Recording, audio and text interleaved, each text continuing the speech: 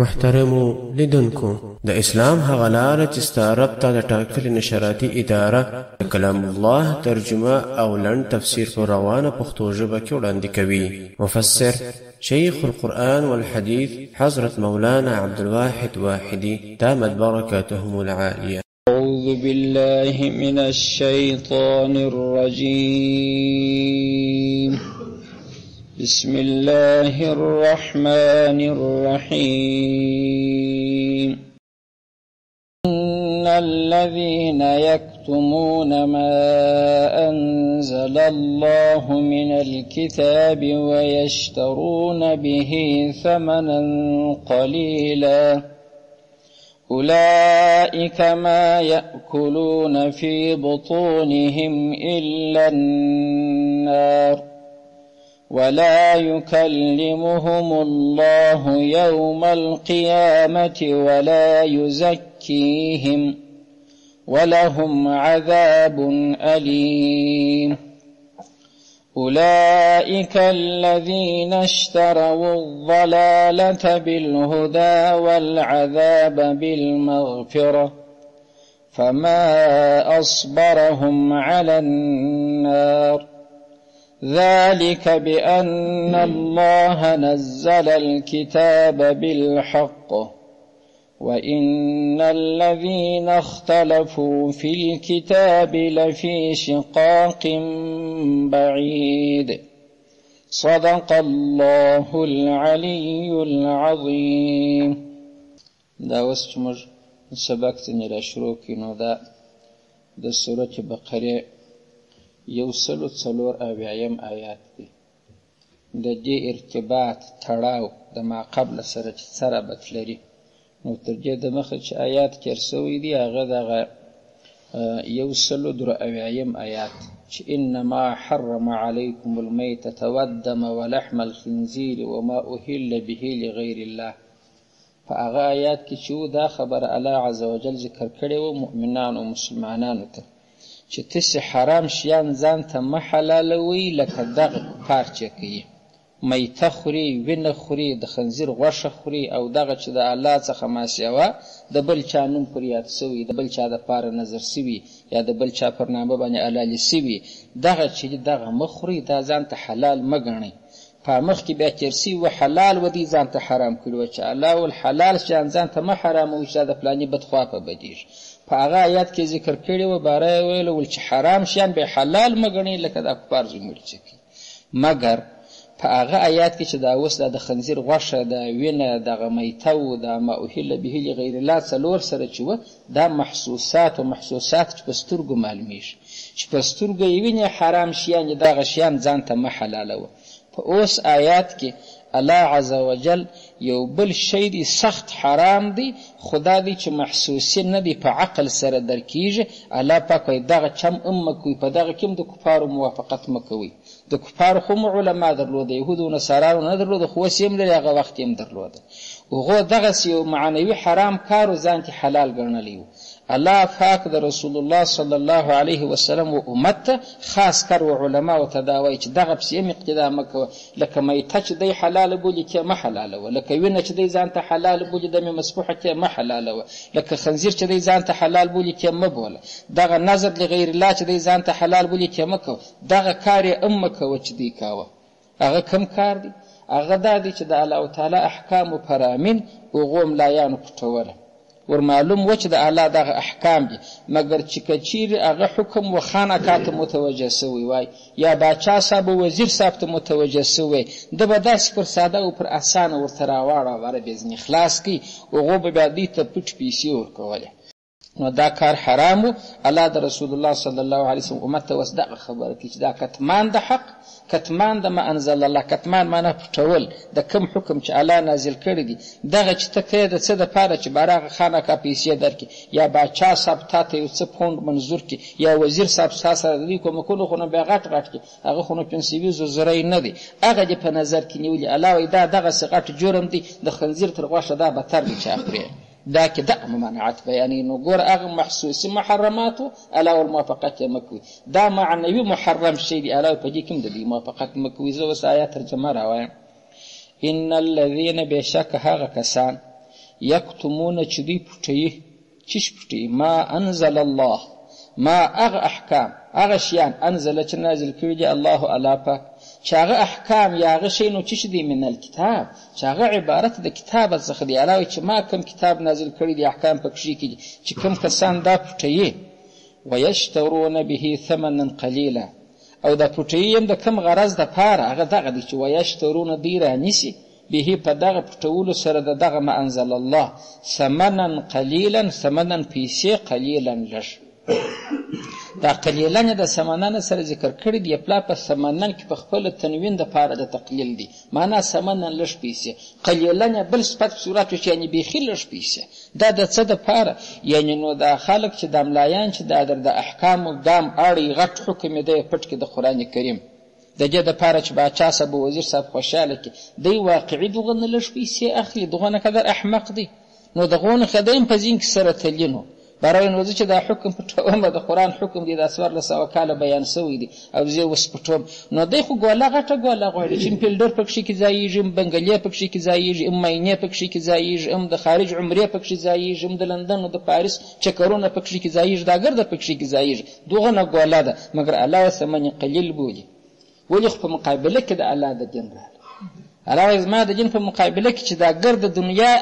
یو خواته کې په یوه پله کې د قرآن یو آیات په بله پله کې والله که د مچ د وزر حیثیت لري دا ګرد دنیا په دغه ثمنا قلیله وه. داسې نه دی چې دغه علمانو دغه نه بېعقلان دي، هغه ډېرې پیسې اخلي، په میلیونو ډالر اخلي چې بره په هېڅ نه تمامېږي. هر رقم چمونه چې دی پکښې کېږي، مګر الله وایي بیا هم ثمن قلیل دی اخیستی دی. ثمن قلیل دی ولې اخیستی دی؟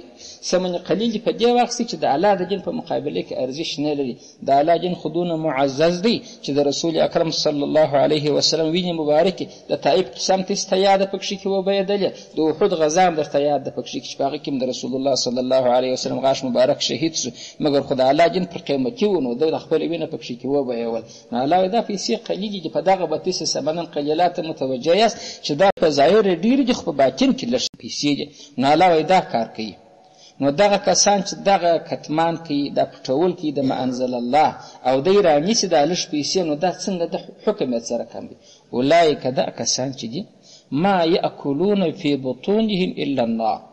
ما یأکلون دی نخوري فی بطونهم په د خپلو نسو کې الا النار مګر نه اور.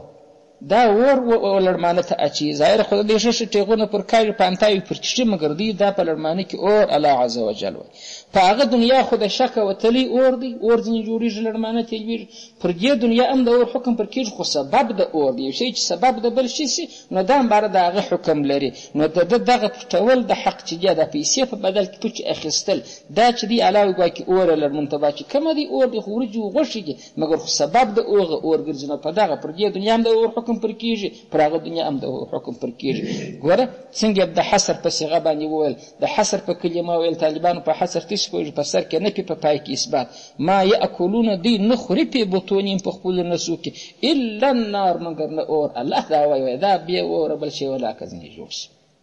دا خو یو کار شو د دوی. ولا یکلمهم الله یوم القیامه،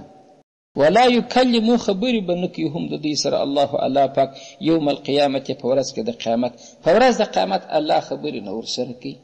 اوس پر دې ځای سوال واردېږي چې دی چې هر څونه غټ ګمراه سي، د ایتونه یې د مثال په طور حکمونه یې پټ کړه، د حکومت یې پیسې واخیستې یا د رعیته پیسې واخیستلې، خو بهرحال خو د هر چا سره سوال کېږي په ورځ د قیامت. ولې الله عز وجل په سورة حجر کې هلته په دنیویم آیات کې فرمایي فوربک لنسألنهم اجمعین. الله ورسول علیه السلام ته فوربک ستا په رب مې د قسم لنسألنهم چې زه به د دوی ټولو څه پوښتنه وکړم، اجمعین تاکید یې وراچولی د ټولو څخه. هلته وایي د هر یوه څه پوښتنه کوم او دلته الله پاک وایي زه خبره لا نه ورسره کوم. د دې جواب دوه رقم. یو جواب یې دا دی، علما مفسرین رحمت الله علیهم وایي لکه خپل اشرف علي تانوي رحمه الله هم دا خوا غوره کړې ده چې الله د دوی سره خبرې نه کوي په ورځ د قیامت، معنا هغه د مهربانۍ خبرې، د خیر او د ښېګڼې خبرې. لکه موږ چې یو چا سره پوښتنه کوو بره د اواره بره خنزیره راتېر شه، د الله پاک دغه د خطاب لا چې ورسره کېږي الله پاک د چا په لفظ ورسره کوي، د غضب په لهجه باندې ورسره کوي، د درد او د شدت په لهجه ورسره کوي، د نرمۍ خبرې د ده سره نشته، او د نورو سره سمه خبره کول کېږي. حساب و کتاب یې سته خو دوزخ ته به ځي، خو دا سوال و جواب یې له هم دلته هم زیري، په دا سوال و جواب کې زیري. که نګای ګای جج پر یو چا باندې فیصله باسي په سوال جواب کې نه ځي پوښتنې ګرده ځینې کوي چې څنګه دې مړ کړي څنګه دې وکړه څنګه دې وکړه په پای کې دستخط پر کوي برای اعدام یې کوي هلته پانسي یې کوي د پانسي حکم پر کوي مګر لهجه شدیده نه کاري برای خو سزا ده ورته ګوري د دغه سړي سره دا لهجه له الله پاک نرمه نه کاري نو الله چې خبرې نه ورسره کوي معنا نرمې خبرې د خیر او د ښېګڼې خبرې نه ورسره کوي او هلته چې ویلي چې پوښتنه ځینې کوو نو پوښتنه خو ځینې کېږي نو دا خبرې ټکر نه سوې سره نور علماو بیا داسې جواب ورکړی دی چې الله پاک د ده سره دا سوالو جواب لا نه کوي په ملکه یې ورسره کوي لکه محکمې ته چې جج ته چې خلک پیش شي د جج د یو چا څه ډېر بد کېږي باره جج به خپل کلرک ته ووایه د ده شیان چې لیکي هغه ته به پوښتنې ځینې وکړه ما مه ورسره اچوه په خوله باندې نو ګوره هغه آیات کریمه چې په وربک لنسألنهم الا وایي موږ به پوښتنه ځینې وکړو معنا ځینې که ویې پوښتنه خو کېږي مفت خو نسي تلای دلته چې وایي خبرې نه ورسره کوم یعنې مخامخ یې زه نه ورسره کوم یو بل یې ملیک ته وایي پوښتنه ځینې وکړه نو په دې دواړه جوابه باندې دغه تعارض ختم کېږي چې د خلکو په ذهن کې راځي چې هلته څه وایي په قرآن کې دلته بیا څه وایي هلته هم څه وایي چې بې پوښتنې دی تلای نه شي او دلته هم څه وایي چې خبره الله نه ورسره کوي یا معنا نیکه خبره نه ورسره کوي ښایسته خبره او یا دا معنا سوله چې د ده سره مخامخ بلاواسطې خبره نه کوي بلکې په مابینځ کې به ملکه واسطه دا هم الله پاک خپل غضب راښکاره کوي چې ته د دغه وړ لا نه چې زه خبره ستا سره وکړم د بله کافره سره بیا وکړم د بل ګناهکاره سره بیا وکړم خبره به وکړم ته چې د آیاتونه خرڅوې پټوې نو ستا سره نه کول کېږي ستا سزا دونه درنه ده دا یې دوهم جواب سو نو هغه د پنج کتاب خبره مو هم زده سوه که ظالم به دوزخ رود بېسخون چې ظالم دوزخ ته بې خبرې ځي بې خبرې دا معنی چې الله نیکې خبرې نه ورسره کوي دا یې دوې سزاوې ده دا سړي دریم ولا یزکي الله پاک تزکیه هم نه کوي هم د دوی تزکیه پاکولو ته ویل کېږي اوسپنه چې خیرنه یې زنګ یې کړي نو اهنګر یې راواخلي په اور کې کښېږدي چې ښه سره سوه چې دوه ماتروله یې کش کړه صفا اوسپنه چې زنګ یې ګرده ځینې وغورځېږي باره اوسپنه چې هر شی چې ځینې جوړېږي مؤمن مسلمان چې ګناه وکړي الله عز وجل جهنم ته چې دا مسله پخوا تېره سوه ستاسې به په یاد هغه د صفایي دپاره ور اچي چې دا ګناه ځینې ورژېږي بېرته یې جنت ته بیایي د دې دپاره یې نه ور اچي چې اهانت یې وسي کافر چې عذاب ته ور اچي هغه یې د اهانت دپاره ور اچي نو د مؤمن د عذاب سره مهین یو وخت نه ذکر کېږي د کافر د عذاب سره ولوم عذاب مهین ورسره راسي معنا سپکوونکي د مؤمن عذاب پاکوونکي دي الله وایي دغه ته چې زه عذاب ورکوم تزکیه یې نه پکوم چې د ده صفایي دې وسي باره به جنت ته ځي دی چې و دوزخ ته لوېږي د ابد دپاره ور لوېږي ولا یزکیهم الله د ده تزکیه نه کوي خو ده د کفر کار وکړي دغه حکم دروند کار یې وکړي څلورم ولهم عذاب علیم ولهم دوی لره عذاب دی علیم دردونکی دا عذاب ډېر دردونکی دی د فاعل په معنا سره سو متعدي معنا واخیسته سوه یا ولهم دوی لره عذاب دی علیم دردناک عذاب په خپله په خوږ اختر په خپل ځان کې سره نه پستنګی دی لکه هغه دوزخ چې دی د الله عز وجل اجازه غواړي بره د یو سا اجازه خو راکړه چې سا وکړه نفس مې تنګ شو خدای عذاب دی د عذاب په خپل ځان کې دردناک دی دا د ډېره مبالغه پکښې کې ده دا رقم چې بیان کې چې د عذاب علیم په معنا د مؤلم کې خوږونکی په دې کې د عذاب ډېر زیاتوالی نه ښکاره کېږي داسې ترجمه چې وکړي چې دوی لره عذاب وي علیم د عذاب په خپل ځان کې دردناک دی د خپله ځانه په عذاب دی نو ستا به څه علي پکښې کې نو په دې کې د عذاب ډېر درندوالی معلومېږي د مبالغې صیغه سوه پکښې کې نو څلور جزاوې دې سړي ته ذکر کړې که دی دغه کار چې هغه یهودو ځان ته حلال بلی دی دغه کار ځان ته حلال وبولي الله یې درنه دغونه جزا بیان کړ چې کتمان د حق ځان ته مه حلالوه په دغه باندې پیسې مه ګټه دا څه قلیل دی په ښه دې نه درځي پس الله عز وجل د ده حالت نو اوس بیانوي چې د دنیا په خاطر آیات پټ کړي نو څه معامله یې وکړه څنګه سو حال یې څنګه سو نتیجه الله وایي اولئک دا کسان الذین دا نو هغه کسان چې اشترو چې دوی رانیوه اغضلالة ګمرهي بالهدا په هدایت سره نو دوی په دې دنیا کې داسې غلطه سودا وکړله ګمرهي یې واخیستله چې د خلکو څه لاره ورکېږي پکښې کې نو دا یې راواخیسته پلای به کړه ګمراهي خپله مې ځان ګمراه کړي د قرآن حکمونه یې پټ کړه بالهدا په هدایت یې تر پښو لاندې کړي هغه یې ایسته په آخرت کې څه چم وکړي والعذاب بالمغفره او بل دا کار ده وکړي چې عذاب یې واخیستی بالمغفرت یې په بخښنه سره خو الله به بخښه درته کړې وای الله به ستا ګناهونه معاف کړي وای مګر تا داسې خطرناکه کار باندې لاس وواهه داسې ځای ته دې لاس وروړي چې الله ولا یزکیهم تزکیه دې نه کړي نو ته عذاب رانیوي مغفرت کې ورکړي نو سودا دې غلطه وکړه په دې دنیا کې دې غلطه سودا وکړه ګمراهي دې واخیسته هدایت کې ورکړي آخرت سودا دې غلطه سوه عذاب دې واخیستې مغفرت کې ورکړي مغفرت کې پرېښود نو د تعجب ځای دی لکه یو سړی چې یو بد کار وکړي ډېر خطرناک بل څه ورته راوایي شاباش ښه کار دې وکړي افرین. نو دلته م الله عز وجل شاباش فما اصبرهم على النار فما اصبر چې صابر وګرځول هم دی على النار پر اور. دا څونه دلاوره سړی دی پر اور یې صبر وکړي اور ته روژه واروړه و دغه عذابات ویني چې په قرآن کې ذکر سوي دي مګر هغه دی هغه اقدام یې وکړي د قرآن آیاتونه در پښو لاندې کوي هغه دی هغه کار کوي د دې دپاره چې پیسې وګټي خلک په ښه سترګه ورته وګوري اهل دنیا خلک یادوم. نو الله عز وجل په پای کې دغه جمله ورواچوله د جملې په عنوان تاسې پوه سواست چې ما چا ډېر غلط کار کړی برا نور څوک درخشنده څنګه ورته برای شاباش افرین دغسې دغه کار سړی کوي. نو الله عز وجل فما چش اصبره صبرناکه وګرځول هم دی دا کم همت و غیرت دی دا څونه شی دی چې تا ته درکیر دی د اور باندې تا ته صبر درکړي وایي ما در واخه نو خو دنیا ده. تر دې پورې په تفسیر شریف کې کیسه راوړې ده وایي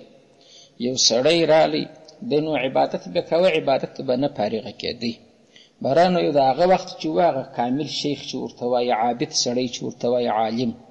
نو هغه ته رالی شکایت کوي چې د دغه شیطانه څه ولکه زموږ ګرده کړي دغه خلاصون لري داسې ښه کلمو دي داسې ښه خلک دي بیا مو په یو ګناه کې خېژي بیا مو په یو ګناه کې خېژي بس دغه رقم لاس نه راڅخلي ولې مو نفسې پرېږدي برا شیخ ورته وویل د هغه ګړی و چې شیطان ستا څه په شکایت وسلستې رالي هغه ولاړ شو دا ته راغلم دی را د مخه و درته بهرحال دی عزیز ما د طرفه پر تا رضا کوي مګر سر یې نو باره ور خلاص که ورته ووایه ورته شیطان تی څه کېږي خو تی په شیطان کار لري شیطان په هیچا کار نه لري ولې باره شیطان ورته ویله باره د دې دنیا څه چې خواږه دي څه چې شیان دي الله ما ته راکړي ما د دوژخ په بدله کې د الله څه اخیستي دي نو ته چې زما سره ځان شریکوې پر ګردو شیانو خوندونه اخلي زنا ته غواړې زوی مړې رشوت ته غواړې قتل ته غواړې غلاوي ته غواړې ګرده شیان ته کوې نو دا مفت تا ته نه رسېږي د ایمان سودا ما کړې ده ته به هم زما سره د ایمان سودا کوې تر هغه وخت به یې پرې په خدای کښته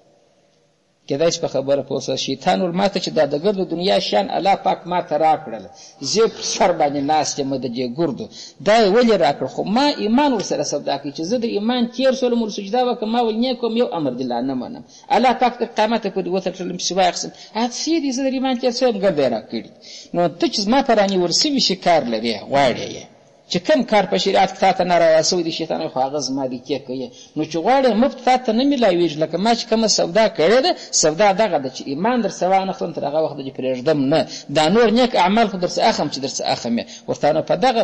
ته قرار کښېنه د دنیا د خواهشاتو خواهش مه کوه صبر وکړه خپل الله عز وجل ته شیطان تا څه کوي شیطان به بره کار نه در لري یا ایها الذین آمنوا استعینوا بالصبر والصلاة تا هغه صبر المنځ در ټینګ کړه دا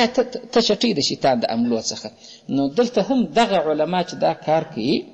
نو دی د شیطان په کارو ګوتې وایي د شیطان څخه دغه د دنیا مزایاوې شیان کشوي شیطان وایي دا زما چې ایمان دې وانخلم ایمان یې دغه دی بیان شو چې الله پاک وایي زه په هغه وخت کې چې سوال کوم د دوژخ خو د جنت خبره کېږي پوښتنه کېږي لا ستا سره زه مخامخ نه کوم د ملک په وایسته کوم بد مې درسه کېږي ډېر او یا دا معنا چې ښه خبره به زما څه وانه اورې د هغه سوال په وخت کې به اهانت درته متوجي په یو بده لهجه به درته ویل کېږي چې راتېر شه دې خواته تزکیه دې نه کېږي دوژخ ته به د تزکیې په خاطر نه لوېږي چې ته پاک شې بلکې د اهانت لپاره به ورلوېږي او سودا دې دغه سودا ده نو دا د دغه قصه د تفسیر در دغه پورې راوړې ده چې دنیا خو دغسې شی ده کې املا غواړي کې امې غواړي شیطان په پسې کېږي اخره نیک اعمال خو ځینې ویي چې ځینې ویي نو شیطان وایي زه تر هغه وخته کښېنم نه چې ایمان یې سمدم ځینې وانخلم د دغه چا څه نه ګواکې الله موږ ته بیان وکړي چې دی دغه کار را ځان ته راواقعي چې ایاتونه و حکمونه پټ کړي ګواکې شیطان عمله پر وکړي ایمان یې ځینې واخیستی پسې نو الله عز وجل فرمایي چې دا دونه درنه سزا چې دلته واورول سوه ګوره څلور شیان تاسې ته ما ذکر کړله ما یأکلون فی بطونهم الا النار دا یو ولا یکلمهم الله یوم القیامه دا یې دوه ولا یزکیهم دا یې درې ولهم عذاب علیم دا یې څلور دا نور خو لا سودا یې پرېږده چې په آخرت کې دا سودا ده په دنیا کې دا سودا سوله په دنیا کې یې دلالت واخیستې هدایت یې پرېښه په آخرت کې عذاب واخیستې مغفرت یې پرېښه دا ګرده ولې دغه د ذالکه ترجمه ده ښه ذالکه و دغه ټولو خبرو ته اشاره سوه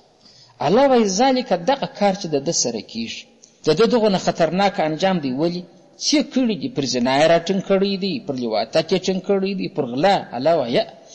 دا بې په سبب د دې دی چې ان الله الله عز وجل خو نازل کړی دی الکتاب کتاب بالحق په حق سره الله وایي ما خو دغه قرآن کریم په حق نازل کوي چې حق احکام پکښې کړي، د خلکو د دنیا او د آخرت ګټې پکښې کړي. ښه ته څه ورسره کوې؟ وان الذین بېشکه هغه کسان اختلفو چې دوی اختلاف وکړي په کتاب په دې کتاب کې هغه حکم یې پټ کړي بل یې راښکاره خلکو ته ساده کوي، ناروا شیان ورته روا کوي. ولې خو هلته به باچا خوا به دی چې دا شیان مه وایه. نو دغه کسان چې دوی اختلاف په دې کتاب کې وکړي او کتاب خوا دې بیان شو چې الله نزل الکتاب بالحق، د حق تورې ورسره ذکر کړي. دا پیل کتاب چې بیرته معرفه را ذکر سي هغه د عربي قانون معلوم دی، وایي اکثره وخت داسې معرفه چې بیرته معرفه را معاد سي عین اول وي. نو دغه کتاب خو معرفه دی بیرته هغه اول هغه حق کتاب مراد دی. ان الذین بېشکه هغه کسان اختلفو چې دوی اختلاف کوي په کتاب په دغه کتاب کې چې دا حق دی لفی شقاق بعید، لفی شقاق دی په اختلاف کې د بعید خورا په لرې کې دا څونه غټ مخالفت دی. الله وایي چې زما د حق کتاب احکام یې مختلف بدل یې کړم تر له واړه اوس د هغه دین دی 200 کاله مخکې یو رقم، ته اوس ورته وګوره بل رقم دی. خلک یې دین بولي ملا صاحب یې عمر دسخطي وایي دغسې کېږي چې ورته دغسې کېږي به ورته. نو هغه ملایان چې هغه علما نه وو حتی 1200 کاله مخکې چې کوم علما و دین بیان وکړ نبي علیه السلام ته ډېر ورنږدې وو. ته ګر سره هغه دین اوس لکه د ملنګ صدري دا رقم شو. اوس خو نو ته چې د ملنګ صدري نه ده لیدلی نو پخوا زمانه کې یادم اوس خو ملنګان هم لباس معنا ډېر سو بیخي چې د بل چا زاړه اغوندي پناه نسته پکښې. پخوا به د ملنګ و د مسکین سړي صدري دا رقم وه تا پېژندلی ولا کوئ چې وار د واره د چی څه جوړه وه دا پینې به په دغو نه ډېرې وې باندې دا پینه پر ولګوه دا ځای څیرې دا پینه باره به نو ګدله بله د ملنګ د ګدلې اصلي تام نه معلومېدی چې دا اوس اصلي د کوم ټوکره څخه جوړه وه ګرده به پینې وې مګر و ده به وسکې وه. اوس خېجن را دغه رقم شی ټوکر کې د چا د لاسه د دوی د لاسه نو عذاب الله ورته واوروه چې دغونه سخت عذاب چې ما واوروي تشته هغه په دغه خاطر چې الله کتاب په حق نازل کړی ده پکښې کې وکړه څه. وان الذین بېشکه هغه کسان اختلفو چې دوی اختلاف پکښې کې وکړي په کتاب په دغه کتاب کې لفي شقاق بعید دا په ډېر لرې مخالفت کې دي دا جوړ ته نه راځي. نو چې د جوړ وړ نه دي عذابونه یې هم هغه دي. په نن زمانه کې موږ تاسې ورته ګورو په دغه سعودي کې اوس فی الحال چې دي تقریبا 10-15 زره علما اوس په زندان کې دي. لکه طریق چې اچولي و دوم اچولي پر څه شي باندې. اوس نو یو څو علما خېټماران د مخه د سودۍ صاحب په مخکې دي چپنې د یو څو من مخکې کسیس پیاجې غونډه په سعودي کې جوړه کړې د جهانه څخه دا چپنې والا راغوښتي وي 2-3 سوه درولي وه چې د امریکا سره به الله جهاد نه کېږي. بس د نن زماني عالم د اسلام عالم برداره چې دی بس یو دا د سعودي پاچا دی محمد ابن سلمان یو دا ټرمپ دی بس دوی ډېر ښه د امن کار کړی دی د دې باید ملاتړ وشي. اوس چې یو څوک په دغه نژر و په چپانه کې په عمامه و په لنګوټه کې دغه نه شرم و حیا نه لري ولاړي اوس دا ته څه شي بولې ده. خو دغه رب العزت دغه خلک یادوي داسې نه دي چې د الله پاک پیرانان یادوي دلته نسته ګرده خبرې دي دا سودا د الله عز وجل موږ ته بیان کړي په خپلو سترګو یې وینو د هغه خلک بیا نور خلک بزرګان هم بولي چې بابا ته چې د احکام کوې د قرآن نه څه کوې که د باچا د خوشحالۍ دپاره کوې. کوم علماو چې د باچا خوشحالي نه ده خوښ دی هغو دغه قرآن په راپورته کړی دی هغه دې په جې کې په هغه جیلو کې دغسې په شکنجو باندې مړه کېږي یا د زارو پیچکاري ورلګول کېږي بس دا زړه یې بند شو د جبل پلانه شي بند شو روزمره دغسې راوځي او دا نه یوازې هلته نه دي په څه شي جهان اسلام کې دا کار اوس شروع دی چې یا به خوله پټه نه شي غږ به نه کوي نو که دې خپل ژوند بچاو کړي که دې غږ وکړي د ده نه یې خوښ بارانه پر تا باندې یو نوم ایښول کېږي وایي دی چې دی دلته په سیاست ګوته وهي. دا دغه خلک یادوي دا زموږ ستاسې د معصر دپاره هم ده لکه د یهودو د وخته چې دا کار را شروع کړ نوی الله پاک دلته نه ذکر کوله لکه هغه چې ویله چې په میته او په دم او په خنزیر په غوښه کې او په دغه نورو شرکیه شیانو کې د دوی متابعت مه کوئ دغه یې پر بغل ورسره راوړه چې دغه کار هم مه کوئ ای علماو دغه د دین احکام مه پټوئ خلکو ته یې برملا ښکاره کړي. دا بیا چې کوي یې نه کوي هغه به باره دی پوه چې دی باره کوي که نه کوي کافر بولي که نه بولي. اوس خو د مسلمان کور دلته خراب دی د کافر اعمال چې دی کوي بد نه بولي مشکل خو په دا ځای کې دی. اوس یو څوک به وکړي بد به ولي خو ګناهکاره دی او دا چې کوي یې بد یې نه بولي دین یې بولي برای ملا صاحب هم دغه رقم وایي ته نو در پلانې شمله ته نو پلانه یې دا شیان درته وایي خو کور دلته په دې ځای کې خراب دی. نو د دنیا شوق اصلا وایي حب الدنيا رأس كل خطيئة د رسول الله صلی الله علیه وسلم حدیث دی چې حب د دنیا سر د هرې خطا دی. دغه کارم د دغه دنیا څخه پیور شاله ور ویشترون به ثمنا قلیلا. تر دې پورې تفسیر شریف روح البیان وایي سلطان ذوالقرنین هغه چې دی په قرآن کریم کې به قصه راځي. نو دا ذوالقرنین خو د ډېرې علاقې پاچا و د حکومت چې وا د خلکو په چم لمر نه پکښې لوېدی په پاچاهۍ کې. نو دی پر یو قوم راتېروي په د خپله پاچاهۍ کې په یو کلي باندې رالی د هر کور مخ ته 2 قبره 3 قبره هر د پوښتنه ځینې وکړه خلک یې ګزاره ګرد اکثره په سبزیجاتو لکه امور په وطن کې بشپشتي کرلي او بشپشتو په دغه ګزاره کوي نور د دنیا نعمتونه پکښې کم نو تېر سو باره چې ولاړی باره هغه د دوی امور چې په خپل وطن کې ملک بولو د کلي مشر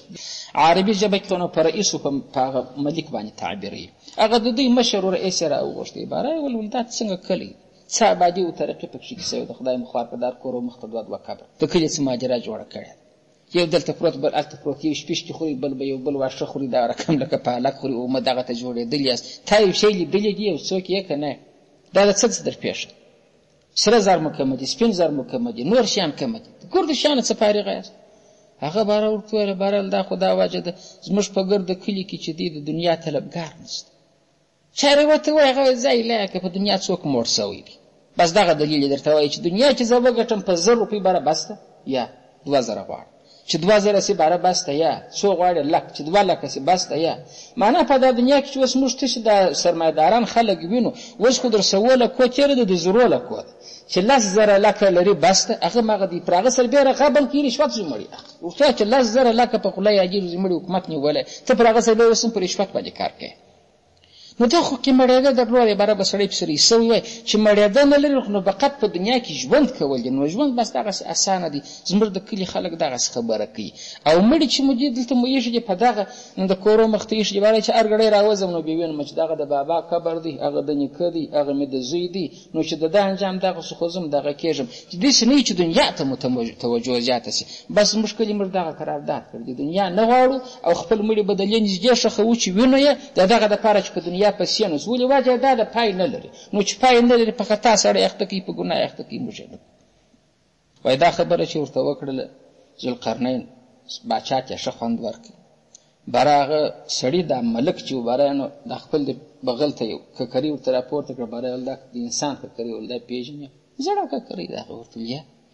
بهرحال دا موږ ته د تاریخه معلومه ده دا د یو داسې پاچا ده چې ډېر ظلمونه یې کول پر خپل کلي باندې ټول کلي په ولاړ ځینې ولاړ بس دا جرمانه پر کښې ده دا جرمانه پر کښې دا رایت ته ده لکه غوال وشلی ورځمره پیسې ځینې ټولوه په یو بانه او بله بانه نو دغه ظلمونه یې کول دی هم مړ شو دغه د ککرې ما راوړې ده بره دا خو دې واورده و بله یې پر راپورته کړه بره دا بیا په دغه تاریخ کې زموږ د کلي په علاقه کې پخوا پاچا تېر سوی دی دا بیا ډېر عاجل و د رایتو په خدمت کې ورک و امن یې راوستلی و سلامتي و د دین کارونه و خورا ښه زندګي یې تېره کړې ده خلک دعاوې در اوسه پسې کوي دا د هغه ککرۍ ده دا جیم ولې ده ول و ول فرق یې اوس په ظاهره سره کېږي ولیا ول نو خو د هغه سره هم الله پر ظلم وعدې کړي وې د دې بله سره پر عدالت وعدې کړي وې ده ته به خپله وعده الله ورپوره کړي هغه ته به خپله وعده الله ورپوره کړي باره نو د ده ککرۍ ته لاس ور وغځوه لاس یې پرارل ته خپل په ککرۍ خبر یې چې ته به په کوم قسم کې راسې سلطان ذوالقرنین چې ولباره نو ته چې موږ ته راغلی ترقي راکوې